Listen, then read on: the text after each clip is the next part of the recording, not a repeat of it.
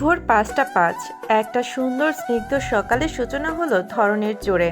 পশ্চিম আকাশে লাল সূর্যের চটার আবির্ভাব এখনো ঘটেনি, তবে উজ্জ্বল আকাশে উজ্জ্বল পৃথিবী, প্রকৃতির জোরে শীতল হাওয়ায় উত্তাপ। এখন একটা সুন্দর সকালে যাচ্ছে কলেজের ট্যুরে রাঙামাটিতে। এই ট্যুর যাত্রীদের মায়াও আছে। প্রথম সারি দ্বিতীয় সারি মিলিয়ে মোট 4টা বাসের ট্যুর যাত্রা এটি। মায়াদের সিট পড়েছে চতুর্থ বাসে। সকল শিক্ষার্থী ছেলে মেয়েদের আলাদা আলাদা বাসে বসার ব্যবস্থা করা হলেও সিনিয়র ছেলে মেয়েরা প্রায় সকলে বাসে উপস্থিত আছে ভলেন্টিয়ার হিসেবে। শিক্ষক শিক্ষিকাদের পাশাপাশি এই ট্যুরে একদল সিনিয়র ছেলে মেয়েদেরকেও নেওয়া হচ্ছে জুনিয়র স্টুডেন্টদের সুষ্ঠু শিক্ষা সফর নিশ্চয়তা করার লক্ষ্যে। কঠোর নিষেধাজ্ঞা আর নজরদারিতে এই ট্যুরের যাত্রা শুরু হলেও বাসের ছেলে মেয়েরা ডিজে গানের তালে হই হুল্লোড় আর আনন্দে মেতে উঠল একটা সময় পর। কিন্তু মায়া সবার দলে নেই। সে মূলত মন খারাপে নিশ্চুপে বসে আছে। কির জন্য মায়ের মন খারাপ জানা নেই, শুধু উদাস আর অস্থির মনে ভিতর জ্বলছে ওর। উদাস মায়া জানালা ধরে বাহির দিকে তাকিয়ে, দৃষ্টি ওই দূর সীমান্তে পাহাড়ের চূড়ায়। সকালের মিষ্টি ফুরফুরে বাতাসের তেজে মায়ার মুখ ছুঁয়ে মাথার হিজাব উঠছে শাঁসার শব্দে। জুই মায়ার পাশেই বসে, শ্রেয়া নাদিয়া বসেছে পিছনের 2 সিটে পড়ে। কিন্তু বাকি সবার মতো শ্রেয়া নাদিয়াও ডিজের গানের তালে খই হারিয়ে নিজেদের সিট ছেড়ে সামনে মেয়েদের সাথে তাল মিলিয়ে মেতে আছে নাচ গানে। জুই সেটা ভিডিও করছে আর হাসছে। মোট কথা সবাই এনজয় মুডেই আছে। কিন্তু মায়া এসব গান নাচে নেই।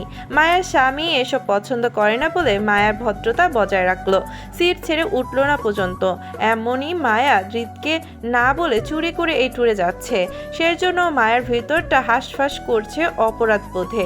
হৃদ মায়ের ট্যুরে যাওয়ার বিষয়টা জানলে কি হবে মায়া জানে না। হয়তো হৃদের অবাধ্য হওয়ায় সে মায়ের উপর রেগে যেতে পারে, কিন্তু কতটুকু রাগ করতে পারে তার ধারণা মায়ের আপাতত নেই।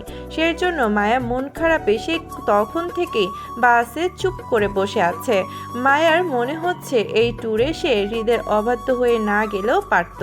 মায়া উচিত হয়নি হৃদের কথা অমান্য করে এই ট্যুরে যাওয়ার। মায়াদের একই বাসে আরিফকে দেখা যায় রাকিবের সাথে পিছনের সিটে ভলান্টিয়ার হয়ে বসে আছে সিনিয়র হিসাবে। মাঝে মধ্যে এদিকটায় তাকিয়ে নিজের বোনদের খেয়াল রাখছে সে। সবার হইচের মাঝে জুই হঠাৎ মায়ের হাত টেনে নিজের দিকে ফেরালো। অতি গানের শব্দে এক হাতে কান চেপে মায়ের দিকে ঝুঁকে চিল্লিয়ে বলল, কি হয়েছে তোর? সকাল থেকে দেখছি কেমন জানি ভয়ে সিটিয়ে আছিস, কোনো সমস্যা?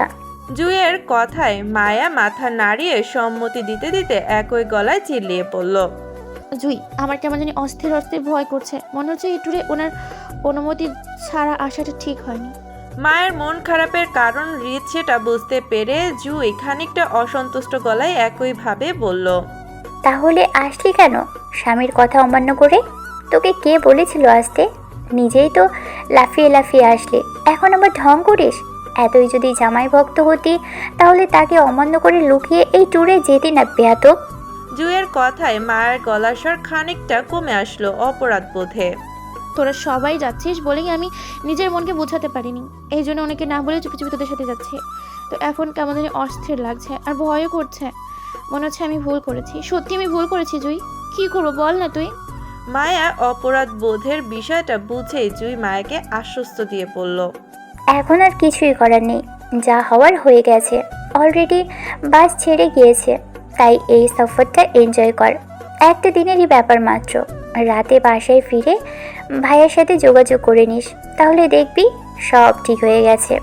এখন আর মন খারাপ করিস না, কেমন? মায়া হাঁসফাঁস করতে করতে বলল, জুই, আমার কেন জানি মনে হচ্ছে আমি এই ট্যুর শেষে হয়তো আর ফিরতে পারবো না। মায়ের কথায় জুই তেমন গুরুত্ব দিল না, বরং বিরক্ত হয়ে মায়ের কপালে গুঁতো দিয়ে শাসন করে বলল, বাজে চিন্তা না করে ট্যুর এনজয় কর বলো।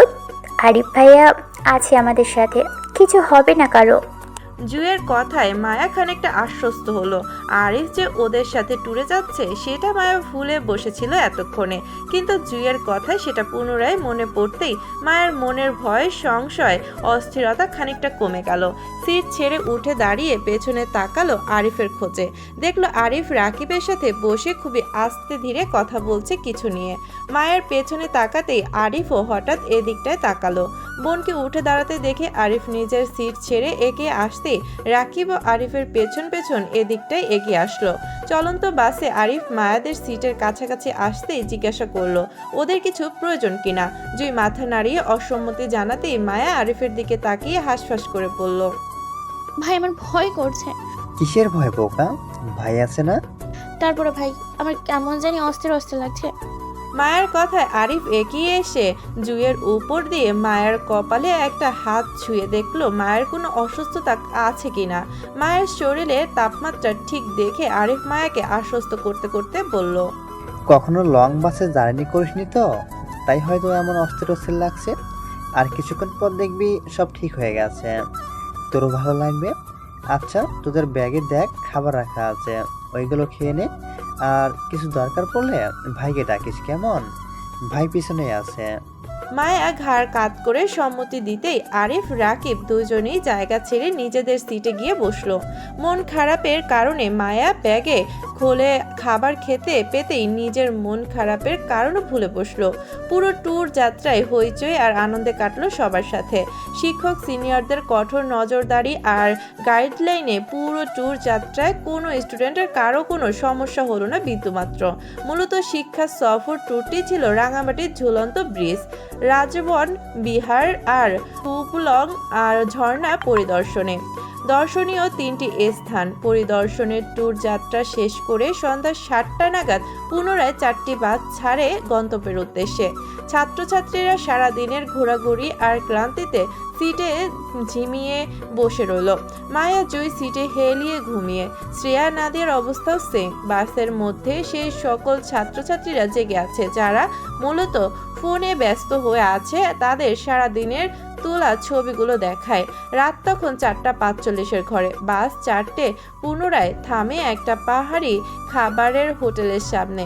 রাতের খাবারটা সবাই এখানেই সারতে চায়, কারণ রাঙামাটি পাহাড়িয়ান এলাকা। এর থেকে সামনে গেলে হয়তো ভালো মানের খাবার হোটেল পাওয়া যাবে না বলেই দলবল বেঁধে সকল স্টুডেন্টদের নিয়ে শিক্ষকরা এই রেস্তোরাঁয় নামলো খেতে। খুবই সতর্ক আর গাইডলাইনের সাথে স্টুডেন্টদের রেস্তোরাঁর ভিতরে বসালো। 150 স্টুডেন্টদের খাওয়া দাওয়া আর ফ্রেশ হতে হতে প্রায় 1.5 ঘন্টার উপর সময় লাগলো। রাত তখন 4:45 থেকে প্রায় 10:20 ঘড়ির কাঁটা গিয়ে ঠেকেছে। এই খাওয়া দাওয়া পুরো সময়টাতে মায়া, জুই, নাদিয়া, শ্রেয়ার সঙ্গে সঙ্গেই ছিল। এর মাঝে 4 জনে ওয়াশরুমে কাজ সেরে পুনরায় আরিফের নির্দেশ অনুযায়ী বাসে গিয়েও বসেও পড়ল। অল্প কিছুক্ষণের মধ্যেই বাসগুলো ছেড়ে দিল। ইতিমধ্যে সকল স্টুডেন্টদের বাসে ওঠা শেষ।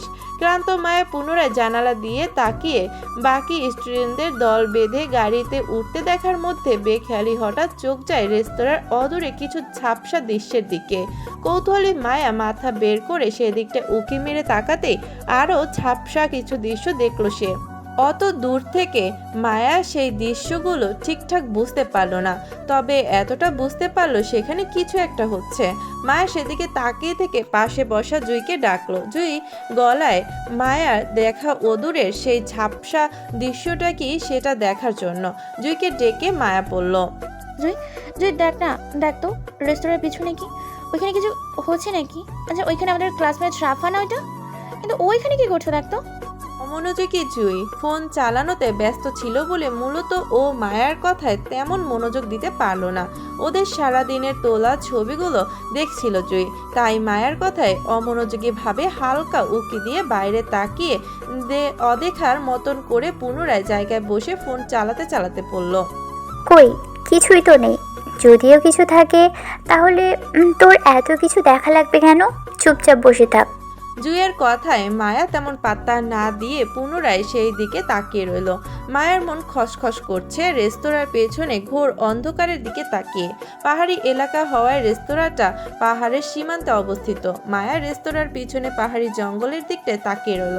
আবছা অন্ধকারে মায়ের মনে হচ্ছে সেখানে কিছু একটা হচ্ছে। কারা যেন রাফার সাথে জোরাজুরি করছে। মায়া অত দূর থেকে বেশ একটা বুঝতে পারছে না, কিন্তু এত দূর থেকে দেখে মায়ার কেন জানি তাই মনে হলো।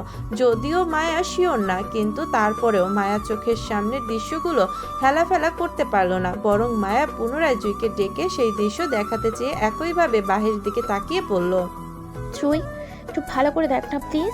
রাপাকে মনে হয় কারো যেন তুলে নিয়ে যাওয়ার চেষ্টা করছে। আমি অন্ধকারে ঠিকঠাক বুঝে উঠতে পারছি না। আমার মনে ভুল হতে পারে, তাই তুই একটু দেখ না, বল না। আমি যা দেখছি তুইও তাই দেখছিস জুই। মায়া পরপর কথায় উত্তর না আসার মায়া বিরক্ত নিয়ে পাশ ফিরে তাকাতে দেখলো জুই পাশের সিটে নেই। শ্রেয়া নাদিয়ার সঙ্গে পেছনের সিটে বসে ফোনে কিছু একটা দেখছে তিনজন মিলে। অস্থির মায়া জুইকে না পেয়ে পুনরায় গাড়ির জানালা দিয়ে বাইরে তাকালো। দেখলো এবার আর রাফা নামক মেয়েটাকে আশেপাশে কোথাও দেখা যাচ্ছে না। মায়ের মন খসখসে গাড়ির সিট থেকে উঠে দাঁড়ালো। উদ্দেশ্য একবার হোটেলের পেছনে গিয়ে রাফা মেয়েটার খোঁজ করে আসবে, বাহিরে আছে কিনা সে। যদি রাফাকে না পায় তাহলে ভাববে মেয়েটা অবশ্যই কোনো না কোনো বিপদে আছে। তখন মায়া না হয় কলেজের স্যারদেরকে বিষয়টা জানাতে পারবে। কিন্তু মায়া আগে নিশ্চিন্ত না হয়ে হুট করে যদি রাফা মেয়েটাকে বিপদে আছে এমন কথা রটায়, তাহলে দেখা গেল পরে রাফা মেয়েটাকে সুস্থ সবল দেখে মায়া লজ্জায় পড়ে যাবে সবার সামনে বিভ্রান্তকর পরিস্থিতিতে সৃষ্টি করার দায়। মায়া কোলের ব্যাগটা সিটের ওপর রাখতে রাখতে কয়েক সিট পেছনে জুইকে উদ্দেশ্য করে পুনরায় ডেকে বলল, জুই, আমি একটু নিচে যাচ্ছি, আরে ভাইয়ের কাছে এক্ষুনি চলে আসবো। মায়ার কথায় জুই, শ্রেয়া, নাদিয়া তিনজনই এদিকে তাকালো। মায়ের মুখে আবিরের নামটা শুনে জুই বিষয়টা তেমন গুরুত্ব দিল না, বরং অল্প আপত্তি জানিয়ে বলল, ভাই তো আসবেই, তুই এখন নিচে নেমে কি করবি? গাড়ি তো এক্ষুনি ছেড়ে দিবে।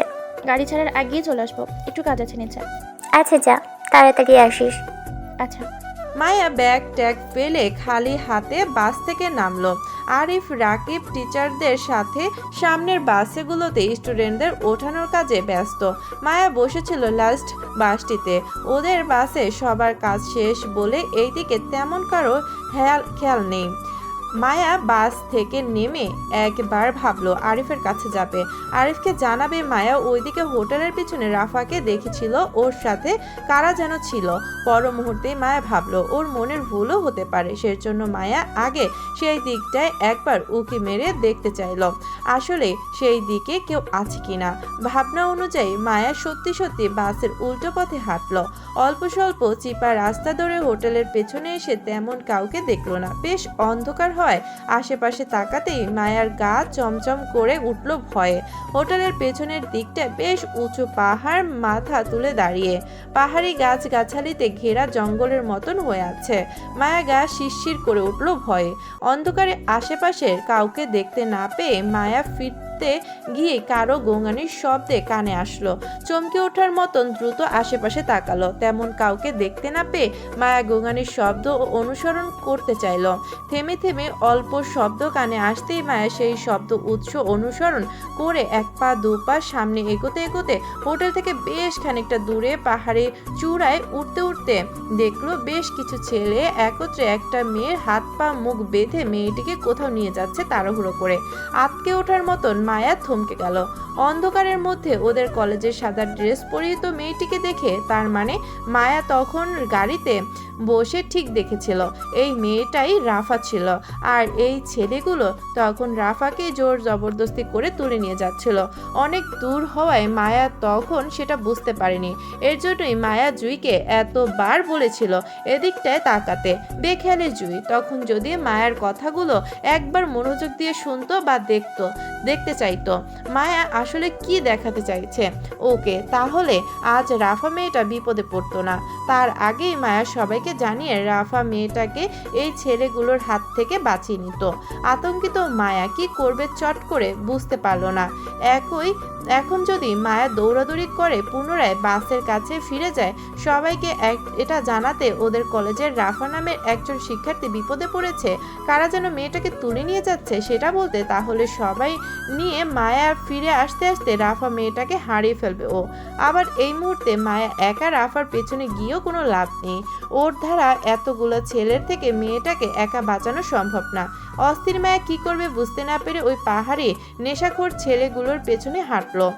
অত্যন্ত কোথায় নিয়ে যায় রাফাকে সেই লোকেশন দেখে না হয় মায়া পুনরায় ফিরে এসে সবাইকে জানাবে সেটা ভাবনা অনুযায়ী মায়া তাই করলো। হোটেল থেকে বেশ অনেকটা দূরে নিয়ে যায় রাফাকে ছেলেগুলো।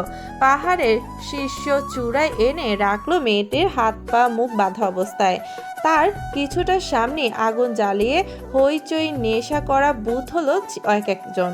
এই সব কিছুর মাঝে মায়া ছেলেগুলোর পেছন ছুটতে ছুটতে অন্ধকারের মাঝে নিজেদের হোটেলের রাস্তা ভুলে বসলো। এই অচেনা পাহাড়ি এলাকায় মায়া নতুন। কোন দিকে মূল রাস্তা আর কোন দিকে বিপদ সংকেত তাও জানা নেই মায়ার। আতঙ্কিত মায়া রাফার খোঁজে নিজের জীবনও বিপদে ফেলল। পাহাড়ের চূড়ায় উঠতে উঠতে অসংখ্যবার উঁচু নিচু গর্তে হোঁচট খেয়ে পড়ায় গায়ের সাদা ড্রেস লাল মাটিতে ময়লা করে ফেলেছে ততক্ষণে। তারপরও হাল ছাড়েনি, নিশ্চুপে ছেলেগুলোর পেছন ছুটতে ছুটতে নির্দিষ্ট গন্তব্য পর্যন্ত পৌঁছালো। পাহাড়ি গাছের আড়ালে নিজেকে লুকিয়ে দেখলো প্রায় 8 থেকে 10 জনের মতো পাহাড়িয়ান নেশাখোর ছেলে পেলে হবে, আর এসবের বসবাস মূলত পাহাড়ি এলাকায়। মায়া আশেপাশে গাছ ছমছম করা পরিবেশটা দেখলো। পাহাড়ি গাছের ডালপালা কেটে বসার মতন একটা টুল বেঁধে রেখেছে। এর পাশেই একটা বাসের চৌকি দেখা গেল, আর মাঝে খালি জায়গাটাতে ছেলেগুলো গোল করে বসে মধ্যস্থলে আগুন জ্বালিয়ে হাতের তালুতে কিছু একটা ঘষে ঘষে বারবার সেটা মুখে দিয়ে নেশা করছে তারা। মূলত বোকা মায়া ধারণা নেই পাহাড়িয়ান নেশাখোর ছেলেগুলো ভয়ঙ্করতা সম্পর্কে। যদি থাকতো তাহলে কখনোই নিজের জীবন বিপদে ফেলে একা মেয়ে হয়ে অন্য মেয়েকে বাঁচাতে আসতো না এর মধ্যরাতে, বরং দ্রুত নিজের কলেজের কর্তৃপক্ষকে জানাতো বিষয়টি। মায়ের বোকামিতে সে নিজেই ফেসে গেল, আর এই বিষয়টা সম্পর্কে ওর নিজেরও জ্ঞান ছিল না। মূলত পাহাড়িয়ান নেশাখোর ছেলেদের কোনো জাত বংশ হয় না, তারা বেনামি পাহাড়ি জঙ্গি বলে মানুষের কাছে পরিচিত। এদের দিয়ে অন্ধকার জগতের সকল কাজ করায় দুনিয়ার ক্ষমতাশীল মানুষরা। চুরি, ছিনতাই, ডাকাতি, ধর্ষণ, অপহরণ, নারী পাচার, অস্ত্র পাচার, কিডন্যাপিং, জঙ্গি আর দুনিয়ার সকল অরাজকতার কাজ করানো হয় এসব পাহাড়িয়ান নেশাখোর ছেলেপেলেদের দিয়ে। এমন ভয়ঙ্কর জঙ্গিদের হাতে কোনো ছেলে মানুষ পড়লে তার জীবন নিয়ে ফিরতে পারে না সেখানে। মায়া একা মেয়ে হয়ে এসেছে আরেকটা মেয়েকে বাঁচাতে। নিরস্ত্র মায়ার হাতে একটা ফোন পর্যন্ত নেই যে কারো কাছে সাহায্য চাইবে। খালি হাতে বান্ধবীকে বাঁচাতে এসে সে নিজের জীবনও রিস্কে টানলো। কিছু সময় পার হতেই পরিস্থিতি অল্প শিথিল হলো। ছেলেগুলোকে নেশায় বেঁধে থাকতে দেখে মায়া গাছের আড়াল হতে অল্প উঁকি মেরে দেখলো রাফাকে। মায়ার থেকে কিছুটা দূরে রাফাকে ছেলেগুলো ওর হাত পা মুখ বাঁধা অবস্থায় ফেলে রেখেছে মাটিতে, হয়তো নেশা করার পরপরই ঝাঁপিয়ে পড়ার চিন্তা ভাবনা। মায়া আর কিছুই ভাবলো না, নিজের ক্লাসমেটকে বাঁচাতে হামাগুড়ি দিয়ে গিয়ে বসলো রাফার পেছনে। রাফা তখন নিজের হাতে পায়ের বাঁধন ছাড়ানোর চেষ্টায় আর্তনাদে চিৎকার করার মতন গোঙাচ্ছিল ছাড়া পাওয়ার জন্য। মাটিতে পড়ে ছটফট করার সময় হঠাৎ পায়ের কাছে যখন কারো উপস্থিতি বুঝতে পারলো তখন আতঙ্কিত রাফা প্রাণ বাঁচাতে প্রহার করে বসলো মায়াকে। নিজের দুপা একত্রে বাঁধা অবস্থায় লাথি মারলো মায়াকে। আঘাত পেয়ে ছিটকে পড়ার মতন উল্টে পড়লো মায়া। রাফা মনে করেছিল নেশাখোর ছেলেগুলোর মধ্যে কেউ একজন হবে ওকে ছোঁয়ার চেষ্টা করছে। সেজন্য গোঙানি অবস্থায় মাথা তুলে পায়ের কাছটায় তাকাতেই দেখলো মায়াকে পুনরায় দৌড়ে গাছের পেছনে লুকাতে। মায়াকে দেখে আতঙ্কিত রাফা সুরক্ষিত হলো।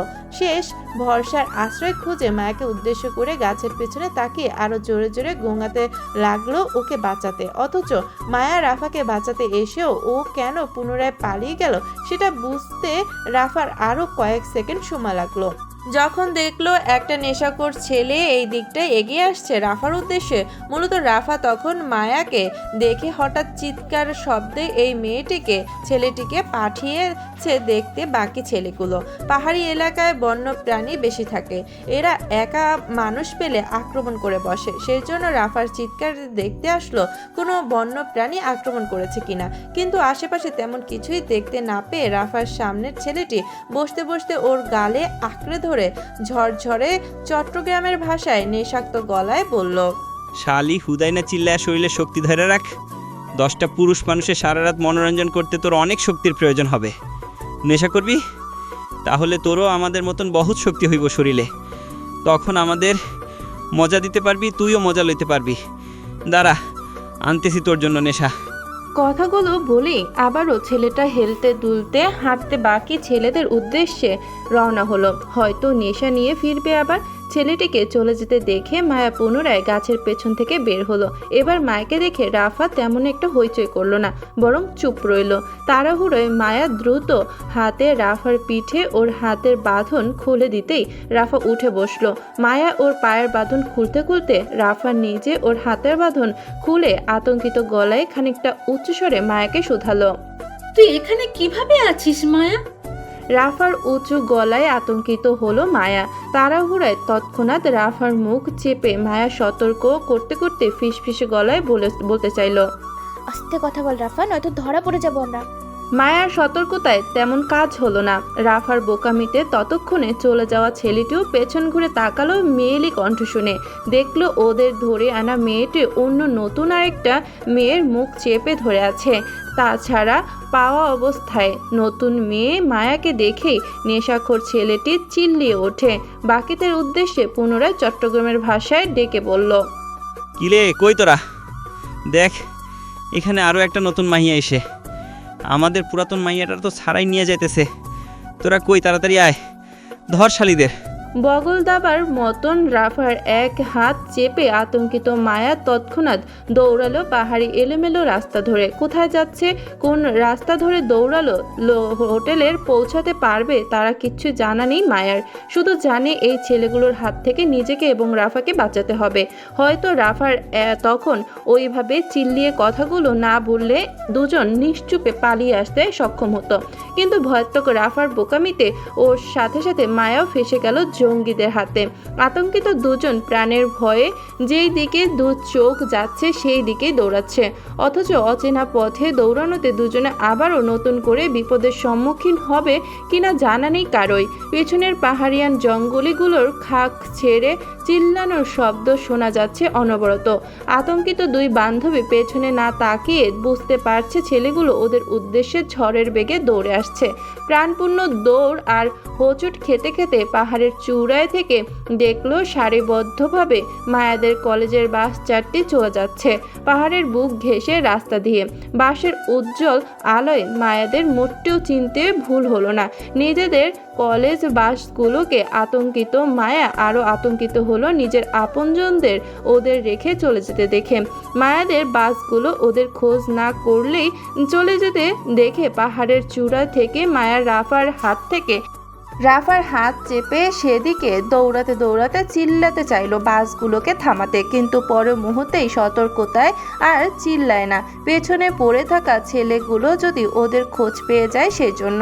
দিনের আলোয় পাহাড়ি উঁচু নিচু রাস্তায় চলা মুশকিল। হোঁচট খেয়ে পাহাড়ের উপর থেকে তলদেশে পড়ার সম্ভাবনা বেশ। এমতো অবস্থায় রাতের 11টায় চাঁদবিহীন অন্ধকারে পাহাড়ের রাস্তায় দৌড়ানোটা আরও ভয়ঙ্কর। জানালাগুলো ট্রেনিং প্রাপ্ত ট্রেনার এবং রাতে পাহাড়ের বুকে নামে না পাহাড়ি জঙ্গি, বিষাক্ত জীব, বস্ত্র বা বিষধর সাপের তাড়নায়। সেখানে দুটো মেয়ে হয়ে ওদের চারদিক থেকে বিপদ আর বিপদ জড়িয়ে। ভয় পেয়ে থেমে গেল নেশাখোর ছেলেদের হাতে ইজ্জত খয়ে মরতে হবে, আর নয়তো প্রাণের তাগিদে দৌড়াতে চাইলে যে কোনো সময় পাহাড়ি হিংস্র প্রাণী বা বিষাক্ত সাপের কবলে পড়ে মরতে হবে।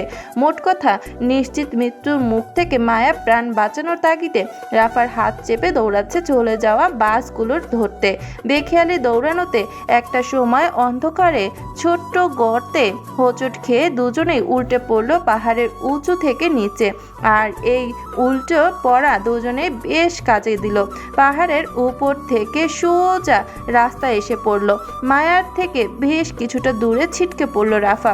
হাতে পায়ে শরীরে জায়গায় জায়গায় ব্যথা পেল দুজনেই এত উঁচু থেকে পড়ায়।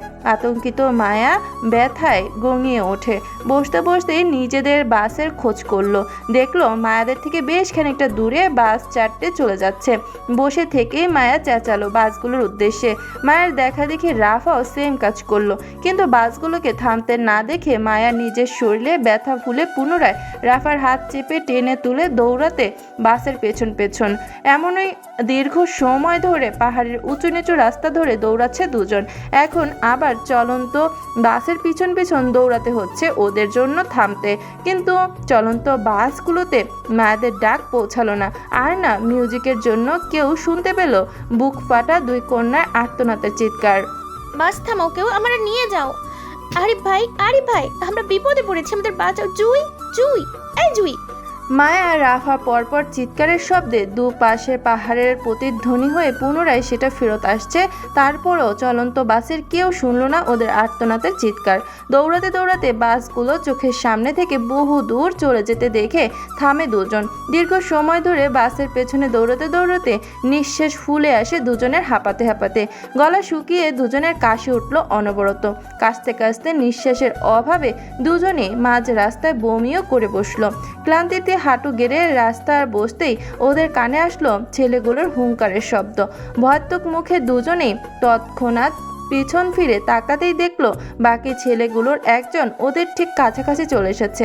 মায়েরা এতক্ষণে বাসের পেছনে দৌড়ানোর ফলে পেছনে পড়ে থাকা গুন্ডাগুলোর কথা প্রায় ভুলেই বসেছিল দুজন, কিন্তু এখন আতঙ্কিত দুই বান্ধবী পেছন ফিরে তাকাতেই দেখলো মোটা লাঠি হাতে একজন ছেলে দৌড়ে আসছে মায়ের দিকে।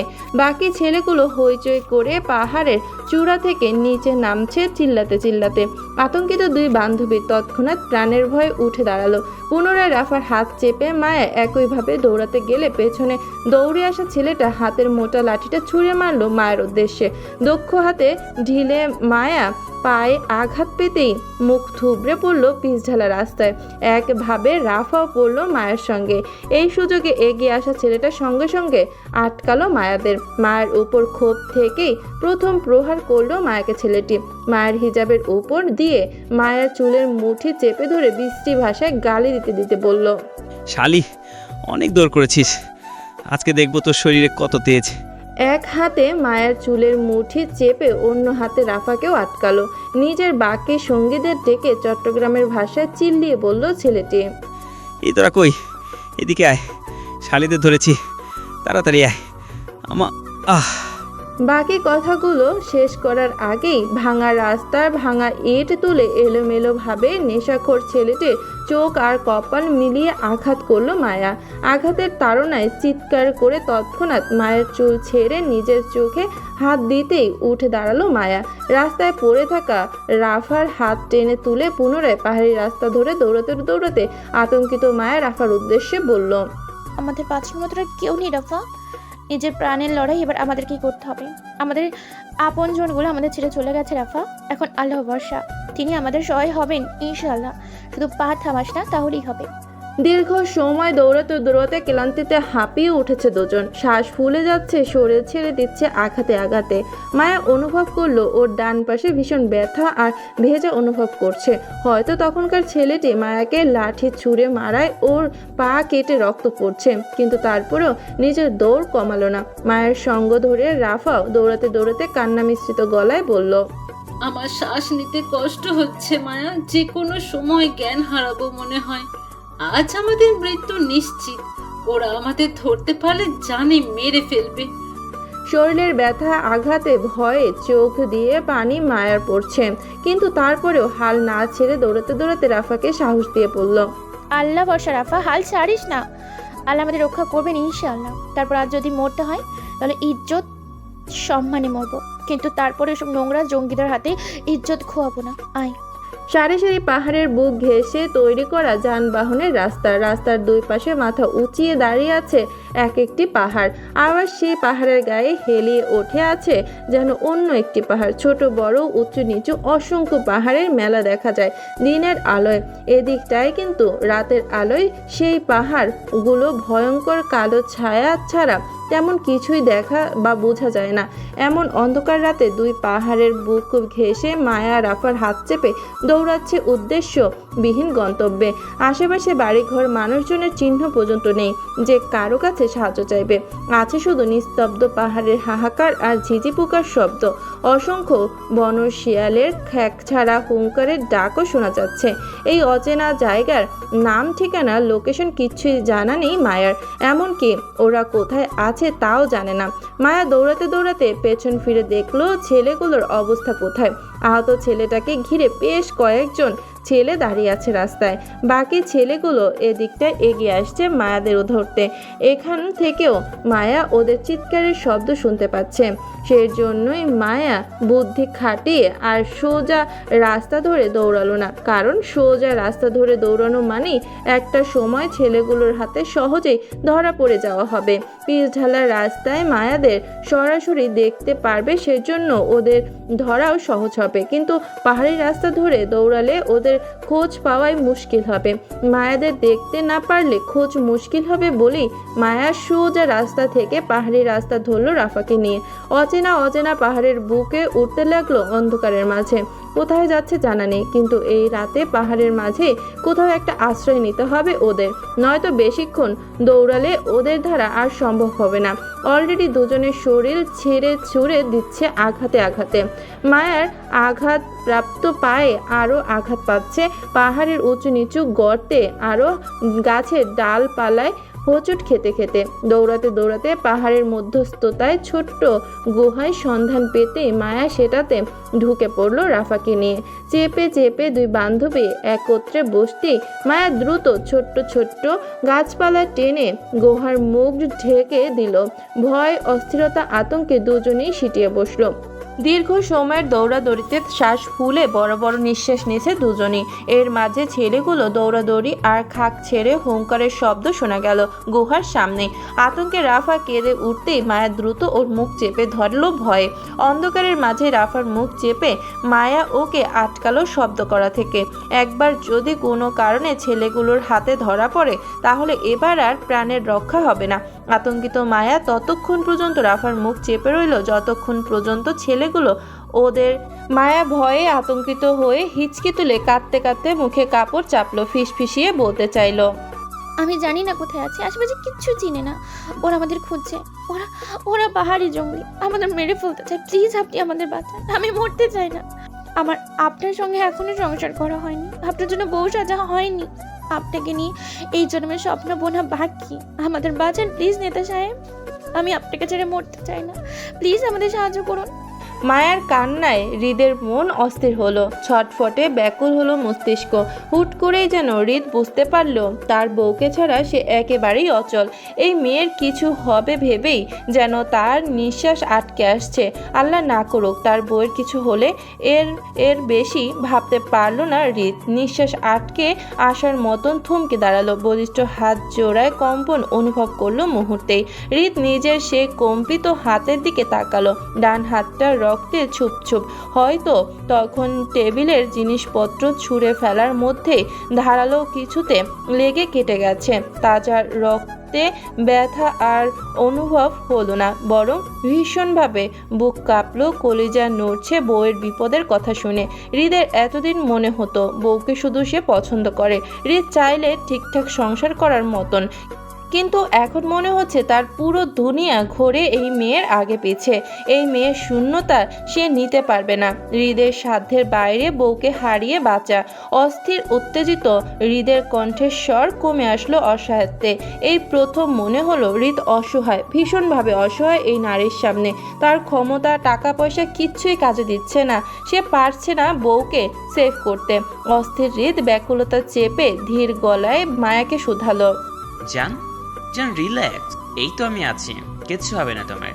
শুধু একবার ঠান্ডা মাথায় বলো তুমি কোথায় আছো, আশপাশটা চেনার চেষ্টা করো জান।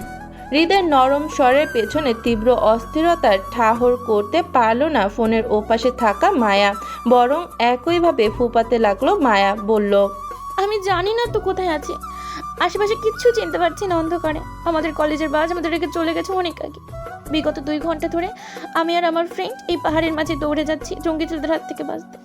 এখনো দৌড়ানোর শক্তি নেই নেতা সাহেব, আমরা দুইজনই আহত। পাহাড়ের একটা গুহায় লুকিয়ে আছি, আর কতক্ষণ লুকিয়ে থাকতে পারবো জানি না। আশেপাশে জঙ্গি ছেলেগুলো আমাদের খুঁজছে, ধরতে পারলে সব শেষ। ইজ্জত আর আপনাকে দুটোই হারাবো নেতা সাহেব। প্লিজ আমাদের সেভ করুন প্লিজ।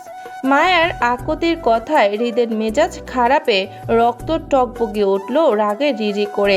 সে পারছে না মায়াকে চিবিয়ে খেতে। তার না করার শর্তেও মায়া ট্যুরে যাওয়ার বিষয়টা হৃদের মেজাজ খেচালো। হাতের কাছে থাকা কফির মগটা সজোরে ফ্লোরে ছুঁড়ে মারতে মারতে চেঁচালো হৃদ। কই গিয়েছিলি তুই আমাকে না বলে? রিত, রিত, তুই আমার ধৈর্যের পরীক্ষা নিচ্ছিস? যদি তোর কিছু হয় আমি সব শেষ করে দিব রিত। হৃদের বাকি কথাগুলো শেষ করার আগে টুট করে শব্দ করে মায়ের কলটি কেটে যেতেই হৃদের পাগলামো আরও বাড়ল। হৃদ বুঝতে পারছে তার বউ খারাপ কোনো জঙ্গলির হাতে পড়েছে। হৃদ মন মস্তিষ্ক অচলে কম্পিত হাতে দ্রুত কল মেলালো মায়াকে, অথচ রাফার ফোনের ব্যালেন্স শেষ হতেই কল কেটে গেল। মায়া হ্যালো হ্যালো বলে পুনরায় সময় ব্যয় না করে হৃদকে কল করতে গিয়ে বুঝতে পারল ফোন ব্যালেন্স না থাকার বিষয়টি। বিপজ্জনক অবস্থায় মায়াকে বেশিক্ষণ অপেক্ষা করতে হলো না। তার আগে উচ্চস্বরে মুঠো ফোনটি বেজে উঠল। অন্ধকারের নিস্তব্ধতা কাটিয়ে ফোন সাইলেন্ট না থাকায় সেই শব্দ আশেপাশে ছড়িয়ে পড়তেই মায়া তাড়াহুড়ো করে কলটি রিসিভ করে কানে তুলতেই শোনা গেল আশেপাশে জঙ্গলি ছেলেগুলোর মাঝে হইচই। মায়ের ফোনের শব্দে তাদের কানে ততক্ষণে পৌঁছে গেল এবং সেই শব্দ ছড়িয়ে ছিটিয়ে থাকা ছেলেগুলো একত্র হয়ে খোঁজ করলো মায়াদের। ভাগ্য খারাপ হওয়ায় মায়া হৃদের কল রিসিভ করে হ্যালো বলার আগে গুহার বাইরে উপস্থিত পেল সেই ছেলেগুলোর। আতঙ্কিত মায়া হৃদের ফোনটি রিসিভ করেও চুপ করে রইল ভয়ে। জড়সড় অবস্থায় গুহার ভেতরে সিটিয়ে বসতেই ফোনের ওপাশে হৃদের অস্থির অনবরত ডাকাটাকি শুনতে পেল। মায়া হৃদের ফোন 2 হাতের মুঠোয় চেপে চুপ করে যেতে গুহার বাইরে জঙ্গি ছেলেগুলোর হইচই কথাগুলো শোনা গেল। ঝরঝরে চট্টগ্রামের ভাষায় বলতে শোনা গেল একে অপরকে, এই খোঁজ খোঁজ, ফোনের আওয়াজটা এই দিকটা থেকে আইছে। মাইয়া দুইটা মনে হয় আশেপাশে কোনোখানে লুকাই আছে, তাড়াতাড়ি খোঁজ। শালি দুইটারে পাইলে জীবনের কষ্ট দিয়ে মারুম। মারুফ নামের ছেলেটির কথায় তৎক্ষণাৎ সায় জানালো তিতাস নামের হাংলা পাতলা ছেলেটি। মায়ের উপর ক্ষোভ প্রকাশ করে বলতে লাগলো, ভাই, নতুন মায়ের একটু বেশি কষ্ট দিতে হইব। হেতে আমাকেও সাপিনের অবস্থা খারাপ করে দিছে, হ্যাঁ মাথাটা ফাটাইয়া ভাগ ভাগ করে দিছে। এই মাইয়া বহুত চালাক, আমাকে এত দৌড়ের উপর রাখছে এই মাইয়াটাই। এই শালিরে আগে ধরম সবাই মিলে, কষ্ট কারে হয় সব আজকে রাতেই বুঝবো। এই শালি আশেপাশেই কোনোখানে লুকাই আছে, তোরা তাড়াতাড়ি খোঁজ, আবার পালাইবের আগে। ছেলেগুলোর চিল্লাচিল্লির কথা ফোনের ওপাশে হৃদের কানেও পৌঁছালো। এই প্রথম আতকে হৃদের বুক কাঁপলো থরথর করে। মনে হলো হৃদের দুনিয়া ঘুরছে। থমকে যাওয়ার মতন হৃদের দুনিয়াটা শেষ হয়ে যাবে মুহূর্তে। হৃদ তার কিছুই করতে পারবে না। আর তার বউ বিপদের মুখে দাঁড়িয়ে, আর হৃদ ঢাকায় নিজের বাড়িতে। ঢাকা থেকে চট্টগ্রামে পৌঁছাতে হৃদের যতটা সময় লাগবে ততক্ষণে সবকিছু শেষ হয়ে যাবে। তার বউকে চিরতরে হারিয়ে ফেলবে। হারানোর ভয়ে হৃদের সমস্ত কায়া নাড়িয়ে কেঁপে উঠল শরীর।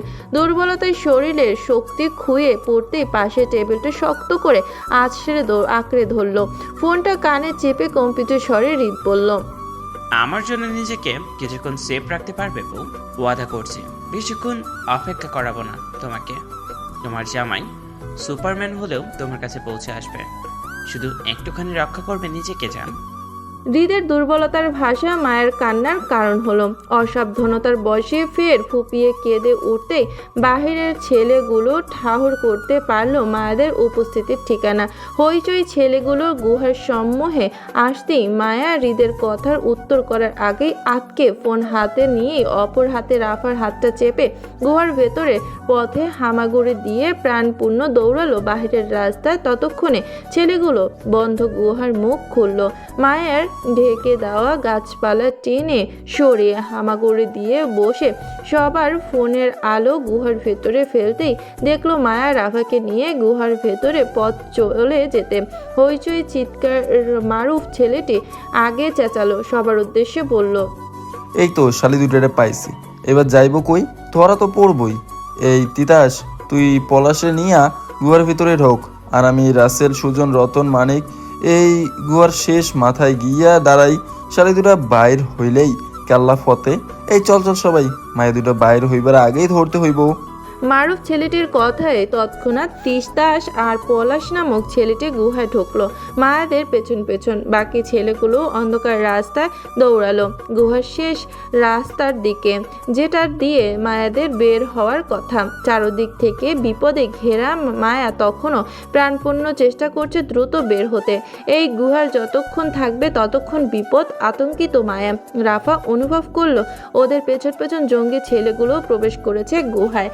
বাঁচতে হলে ওদের এই মুহূর্তে কি করতে হবে জানা নেই, তবে মায়া যে কোনো বিনিময়ে নিজের ইজ্জত খোয়ে মরতে চায় না।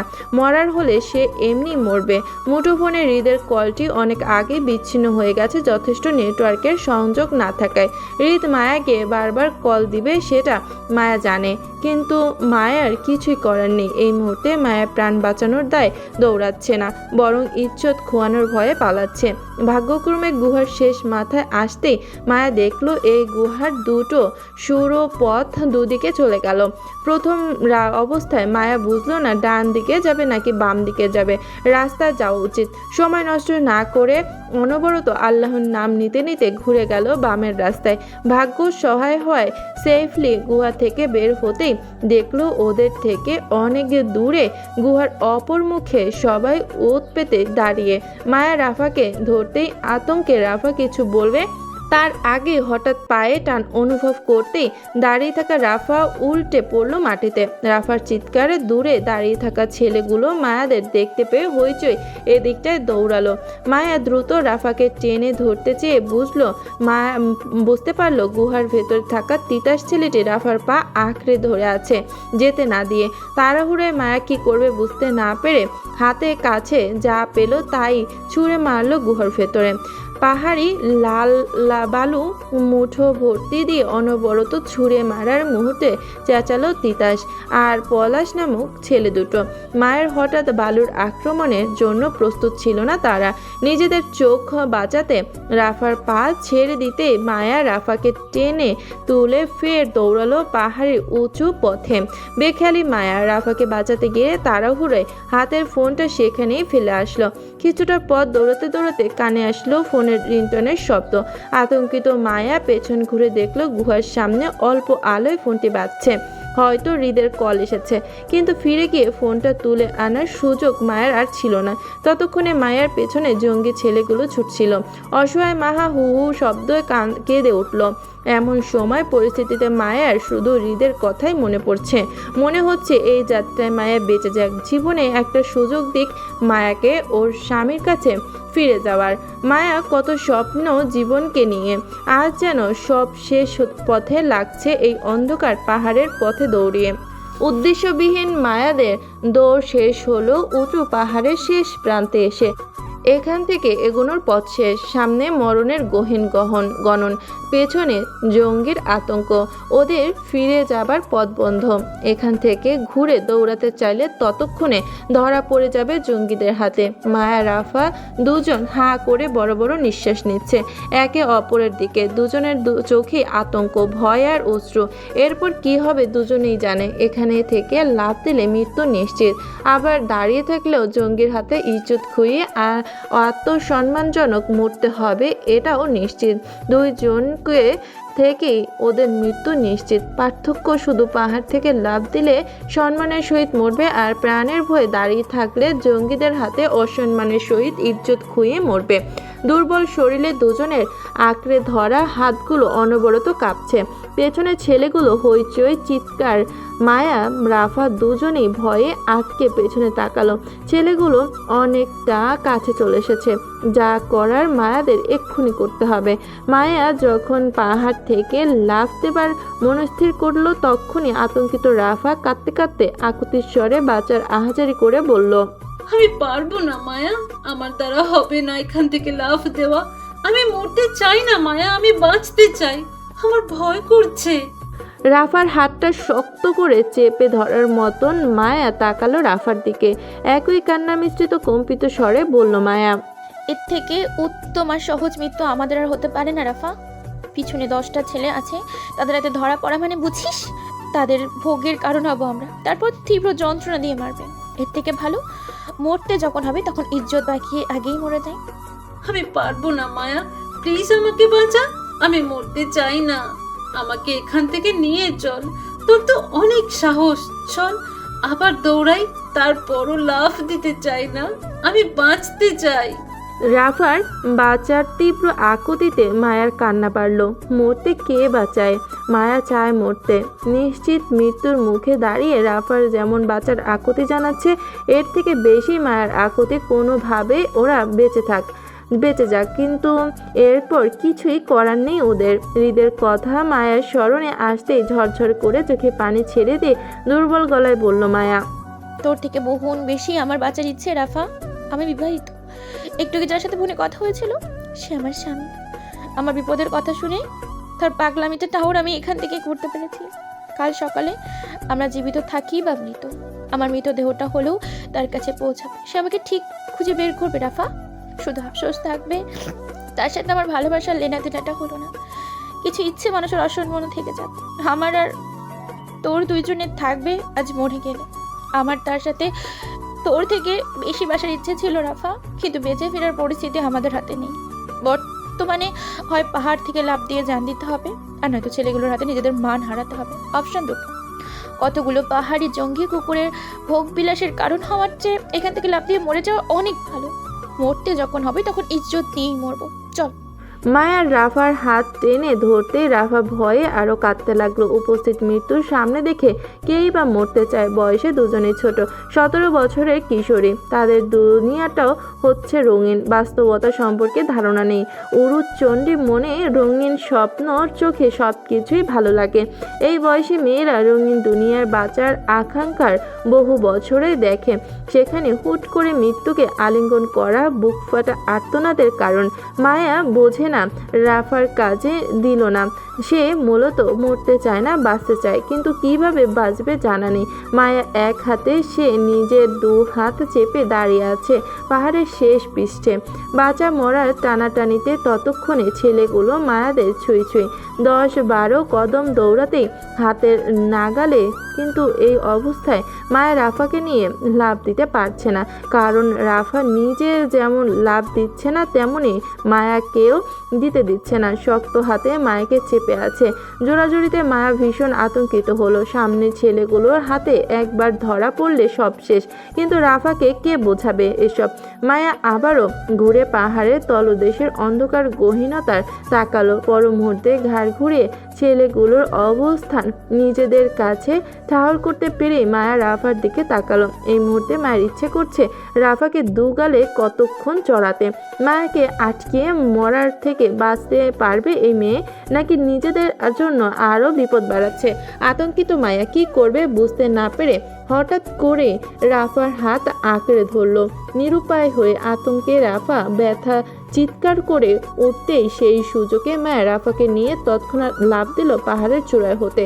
মায়াদের লাফের সাথে সাথে আতঙ্কিত মুখে চেঁচালো বাকি ছেলেগুলো। দৌড়ে মায়াদের অবস্থানে দাঁড়িয়ে হাঁপাতে হাঁপাতে তাকালো পাহাড়ের অন্ধকার তলদেশে। ভয়াত্মক মুখে তারা একে অপরের মুখ চাওয়াচাই করলো।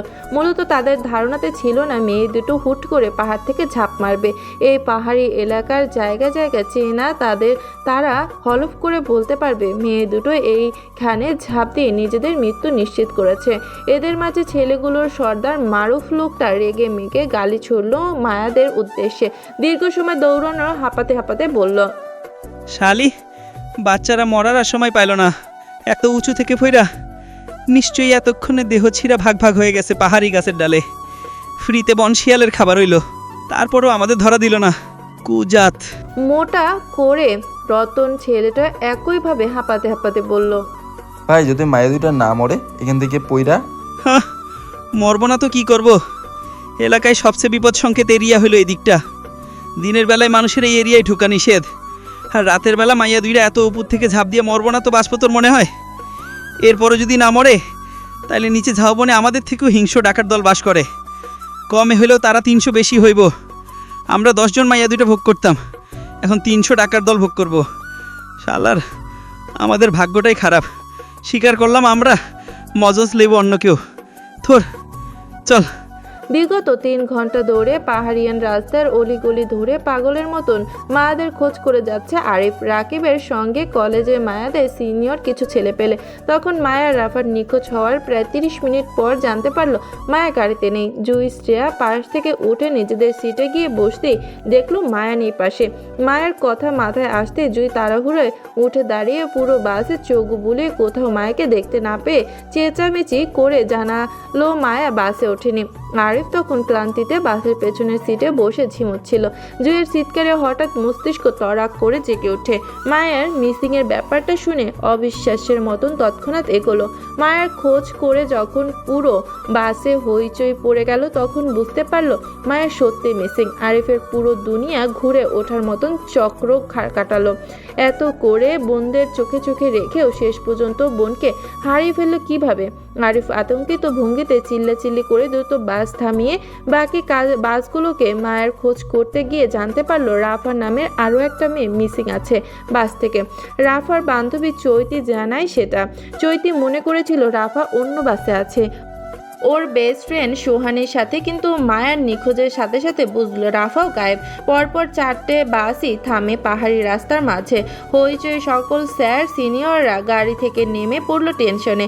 এত রাতে মেয়ে দুটো কোথায় যাবে? ওনারাই বা কোথায় ফেলে এসেছে মেয়ে দুটোকে? এত কঠোর নজরদারির পরও এত বড় দুর্ঘটনার জন্য কলেজের কর্তৃপক্ষের কৈফিয়তদারি করতে হবে। এর জন্য মেয়ে দুটো সহি সালামত না পেলে থানা পুলিশের ঝামেলা বাড়বে, কলেজের বদনাম। টেনশনে একজন টিচার ঘেমে জবথব হলো। আতঙ্কিত দেখালো এক একজনের ফেস। সবাই ধারণা করলো লাস্ট যখন তারা খাবার হোটেলে বাস থামিয়েছিল তখন হয়তো মেয়ে দুটো সেখানে রয়ে গেছে। ধারণা অনুযায়ী তাই হলো।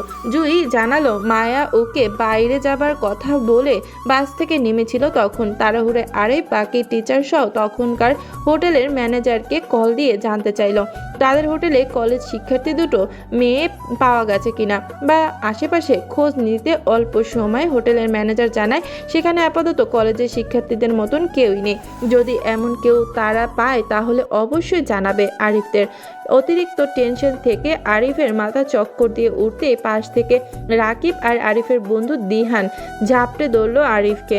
ধরাধরি করে আরিফকে রাস্তায় বসাতে চাইলে আরিফ অস্থির গলায় কলেজের সহকারী অধ্যাপককে বলল, আমাকে একটা টিমের ব্যবস্থা করে দিন স্যার, আমি আমার বোনকে খুঁজবো। আপনি বাকি শিক্ষার্থীদের নিয়ে আপাতত চলে যান, দরকার হলে সকালে আবার আসবেন। ততক্ষণে আমরা এদিকে আর্মি ক্যাম্পে যোগাযোগ করছি, তারা আমাদের সাহায্য করবে মিসিং কেসে। আরিফের কথা স্বেচ্ছায় একদল ছেলে আলাদা হয়ে এগিয়ে আসলো আরিফের সাহায্যের জন্য। 10-15 জনের একটা টিম হয়ে পুনরায় হোটেলের দিকে যেতে চাইলে গাড়ির সংকীর্ণতার জন্য আটকে গেল। রাত তখন 11:55 ঘরে। এত রাতে পাহাড়ি রাস্তায় গাড়ির খোঁজে পাওয়া মুশকিল। সেই জন্য পুনরায় বাসগুলো আবারও আরিফদের নিয়ে হোটেলের রাস্তায় গেল। সর্বোচ্চ গতিতে গাড়ি পৌঁছালো সেখানে। সকল স্টুডেন্টের গাড়িতে লক করে তাড়াহুড়ে নামলো আরিফ সহ বাকি টিচারসরা। সকলে আশেপাশে খোঁজ নিয়ে দেখলো সত্যি মায়াদের উপস্থিতি সেখানে কোথাও নেই। 14 সদস্যের টিম মেম্বারদের জন্য হোটেল থেকে টর্চ লাইট সংগ্রহ করে সর্বপ্রথম আরিফ যেতে চাইল আর্মি ক্যাম্পে। সেখান থেকে আর্মিদের সাহায্য পাহাড়ের বুকে চড়বে মায়াদের খুঁজতে। এত কিছুর মাঝে মায়ের টেনশনে আরিফ জুইয়ের কথা ভুলে বসলো। সে বের হয়ে যেতে গিয়েও থেমে গেল দ্বিতীয় বোনের কথা ভেবে। তাড়াহুড়ে আরিফ চলে যেতে গিয়েও ফিরে আসলো জুইয়ের কথা ভেবে। আরিফ চলে গেলে এত রাতে একা জুইকে কার কাছে দিয়ে যাবে? মায়া নেই, আরিফ নেই। জুই এত রাতে কার কাছে থাকবে? বাসগুলো পুনরায় মুরাদপুরে পৌঁছাতে রাত 2টোর উপরে হবে। এত রাতে একা মেয়ে হয়ে জুইয়ের পক্ষে সম্ভব হবে না বাসায় গিয়ে একা ওঠার। আবার আরিফের সঙ্গেও এত রাতে পাহাড়ি এলাকায় নিয়ে যাওয়া সম্ভব না। ওরা জানে না সামনে কি হবে, কোন বিপদ থেকে কোন বিপদে পড়ে তারা। উত্তেজিত আরিফ এগিয়ে এসে জুয়ে দায়িত্ব দিয়ে গেল অন্য একজন টিচারের কাছে। হাত জোর করে রুকিয়া ম্যাডামকে বলে গেল তার বোনকে দেখে রাখতে, অন্তত আজ রাতটা জুইকে ওনার বাসায় রাখতে। কাল সকালে আরিফকে নিয়ে আসবে। জুইকে সেফলি রেখে যেতেই আরিফ সকলকে নিয়ে চলল আর্মি ক্যাম্পে। পাহাড়ের বুকে চড়তে হলে অবশ্যই তাদের ট্রেনিং প্রাপ্ত একজন ট্রেনার লাগবে, যে তাদের পাহাড়ি পথের নির্দেশনা দেবে, আরবি ক্যাম্পে নিয়ে যাবে। সেটাও সংগ্রহ করলো হোটেল থেকে একজনকে। আর সেই ট্রেনারের সাহায্যে প্রথম গেল আর্মি ক্যাম্পে। মিনতি করার মতন তাদের কাছে সাহায্য চাইলে তারা জানালো সকালের আগে তারা কিছুই করতে পারবে না, এত রাতে তাদের দ্বারা কিছু সম্ভব না। আইনি সাহায্য চাইলে আরিফদের অন্তত সকাল পর্যন্ত অপেক্ষা করতে হবে। অসহায় আরিফ মায়ের টেনশনে সময় ব্যয় না করে আর্মি ক্যাম্প থেকে বের হয়ে একাই চলল বোনকে খুঁজতে। সঙ্গে তাদের 15 সদস্যের টিমটি ছিল। বয়স্ক ট্রেনারকে নিয়ে পাহাড়ি পথের অলিগলি চলতে গিয়ে বেশ কয়েকজনে আঘাতও পেল। তাদের মধ্যে আরিফও ছিল একজন। আশাহত আরিফ বুঝতে পারল এই রাতে কোনো আইনি সহায়তা পাবে না তারা। সাধারণত মানুষের সাহায্য কেউ করতে চায় না। মায়াকে হারিয়ে প্রায় ঘন্টা 3 মতন চড়তে লাগলো এক পাহাড় থেকে অন্য পাহাড়ের চূড়ায়। রাত তখন 1টার ঘরে। আরিফের টিম মেম্বার যখন মায়াদের খোঁজাখুঁজিতে ব্যস্ত, তখনই দেখা গেল পাহাড়ির রাস্তার বুক চিরে উজ্জ্বল আলোয় কতগুলো ট্রাকে উপস্থিত। হইচই আর চিৎকার, ভয়ঙ্কর প্রতিধ্বনি হচ্ছে আশপাশটা। পাহাড়ের উপর থেকে সবাই রাস্তার দিকে তাকাতেই দেখলো বেশ কয়েকটা ট্রাক একত্রে এদিকটায় আসছে। সবগুলো ট্রাকে মাল বা অন্য কিছু নেই, বরং ট্রাক ভর্তি অসংখ্য ছেলেদের উপস্থিতি। প্রত্যেকের হাতে টর্চ, হকি স্টিক আর দা নিয়ে হই হুল্লোড় করছে ক্ষাপ্ত ভঙ্গিতে, কাউকে কুপিয়ে মারার তেজ। এত কিছুর মাঝে আরিফও ওদের টিম বুঝলো না চোখে পলকে এতগুলো ট্র্যাকে এত মানুষ কোথায় থেকে আসলো, কেনই বা আসলো এই পাহাড়ের বুকে, তাদের কি কাজ। দেখতে দেখতে মুহূর্তের মাঝে সবগুলো ট্রাক রাস্তায় পরপর পার করতেই ট্রাকের সবাই হই হুল্লোড় চিৎকার চেঁচামেচি করে লাফে নামতে লাগলো ক্ষিপ্ত ছেলেগুলো।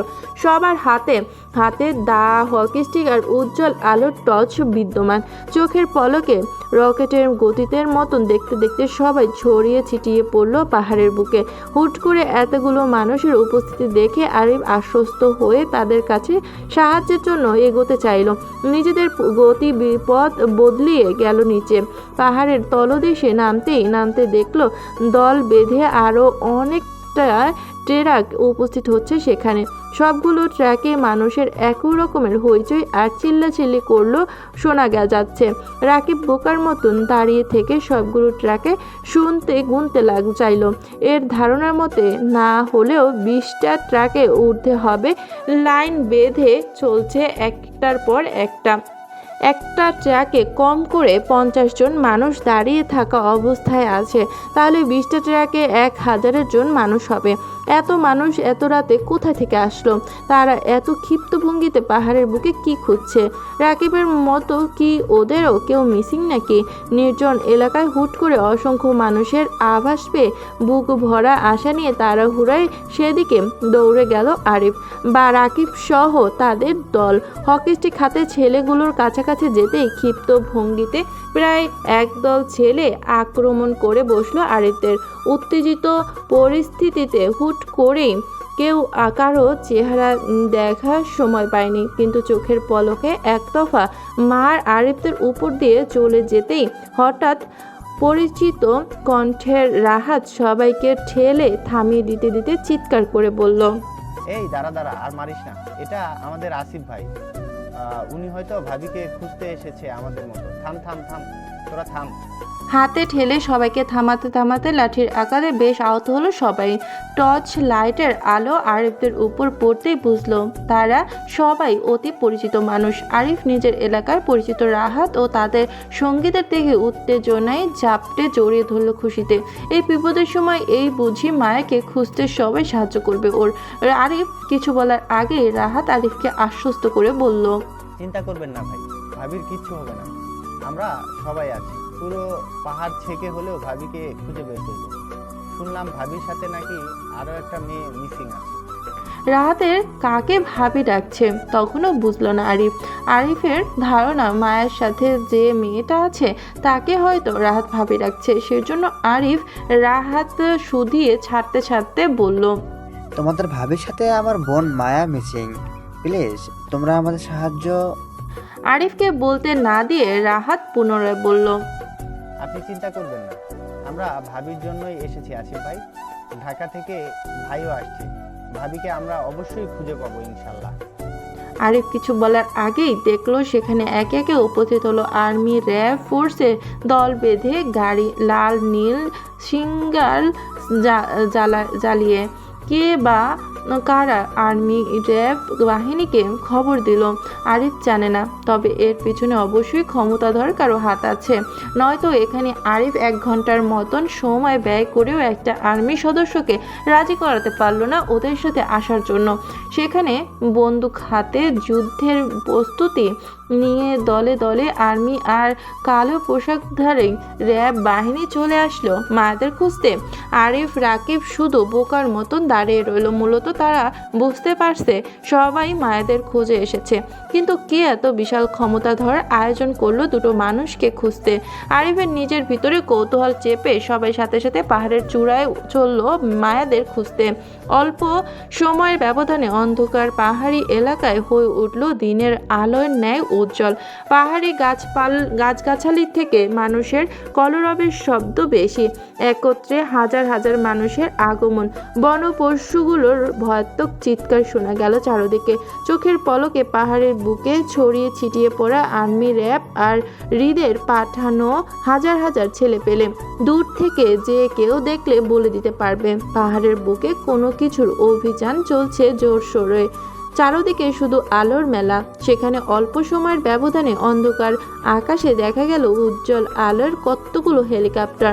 এতে কে বা কারা আছে আরিফরা বাদে সবাই জানে। রাত তখন 1:28 ঘরে। তুমুল শব্দ করে হেলিকপ্টার পাখা রাউন্ড রাউন্ড ঘুরে ঘুরে নামলো পাহাড়ি উন্মুক্ত রাস্তার পাখার তীব্র বাতাসে উপস্থিত মানুষ হতে পাহাড়ের ছোট্ট বড় গাছগাছালি ডালপালা নুয়ে নুয়ে পড়ছে একে অপরের গায়ে। আশেপাশে মানুষজন দাঁড়িয়ে থাকা অসম্ভব হয়ে উঠল। সবাই দূরে গিয়ে দাঁড়ালো হেলিকপ্টার থেকে। তীব্র গমগমের শব্দে পরপর 9টি হেলিকপ্টার নামলো একই পাহাড়ি রাস্তায়। প্রথম হেলিকপ্টার থেকে হৃদের সাথে আসিফকে লাফিয়ে নামতে দেখা গেল। বাকি 8টা থেকে বন্দুক হাতে বডিগার্ডদের লাফিয়ে বের হতে দেখলো সবাই। হৃদকে দেখে আরিফ বুঝতে পারলো এসব ক্ষমতার উৎস কোথা থেকে এসেছে। হয়তো রাফা নামের মেয়েটির সাথে হৃদের ঘনিষ্ঠ সম্পর্ক থাকতে পারে ভেবেই আরিফ হৃদকে নিয়ে এত মাথা ঘামালো না। তার এই মুহূর্তে বোনকে দরকার। সেজন্য আরিফ হৃদকে দেখে এগিয়ে গেল সামনে। উদ্দেশ্য হৃদকে জানাবে তার বোন মায়াও মিসিং রাফার সাথে। উত্তেজিত হৃদ হেলিকপ্টার থেকে লাফিয়ে নামতেই আর্মি র্যাব ফোর্সের 2জন কমান্ডার এগিয়ে আসলো হৃদের সঙ্গে সাক্ষাৎকার। অস্থির উত্তেজিত হৃদের মেজাজ বোঝা দেয়। হিংস্রতে গর্জন ছাড়বে যে কোনো সময়। দৃষ্টিতে সে কি তেজ, কিন্তু মুখে ভাষা নিশ্চুপ। কালো শার্টের হাতাগুলো টেনে গোটাতে সামনে এগোতেই পেছন থেকে আসিফ একটা বন্দুক এগিয়ে দিতেই সেটা দক্ষ হাতে তুলল হৃদ। ডান হাতে বন্দুক চেপে বাম হাতে ট্রিগারের পয়েন্ট টানতেই পথ আটকে দাঁড়ালো 2জন কমান্ডো। হৃদকে আশ্বস্ত করতে চাইল তারা মেয়ে দুটোকে অতি শীঘ্রই খুঁজে পাবে, কিন্তু ক্ষিপ্ত হৃদ তাদের ভালো কথায় পোষালো না। তার মেজাজ হারিয়ে দাঁত পিষে বলল, আশেপাশে যেখানে যাকে পাবে সবাইকে বন্দি করো, ছোট্ট বড় ছেলে পুরো, চোর ডাকাত জঙ্গলি সন্ত্রাস যাকে পাবেন, আমার সবাইকে বন্দি চাই। এক রাতে পাহাড়ের বুকে থাকা একটা মানুষও যাতে পালাতে না পারে সেটা শিওর করুন। আমার সবাইকে মানে সবাইকে বন্দি করতে হবে। আমার সবাইকে মানে সবাইকে বন্দি চাই। Got it? হয়ে যাবে মিস্টার খান। হৃদ ভাই, কমান্ডের কথা শেষ করার আগে সেখানে উপস্থিত হলো আরিফ। উত্তেজনায় কমান্ডের কথার মাঝেই কথা বলে ফেললো হৃদের ডেকে। হৃদের খিচে থাকা মেজাজ তড়াক করে তব্দ আগুনের ন্যায় জ্বলে উঠল আরিফের উপস্থিতি দেখে। মেজাজ হারিয়ে মুহূর্তের মাঝে হিংস্র বাঘের ন্যায় থাবা বসালো আরিফের শার্টের কলারে। চোখের পলকে কারো কোনো কিছু বুঝে ওঠার আগেই পরপর শক্ত হাতে ঘুষি পড়ল আরিফের নাকে মুখে। উপস্থিত সবাই থমথমে খেয়ে গেল হৃদের হঠাৎ কাণ্ডে। আসিফ দ্রুত সবাইকে ঠেঙিয়ে হৃদকে চাপটে ধরল। আরিফকে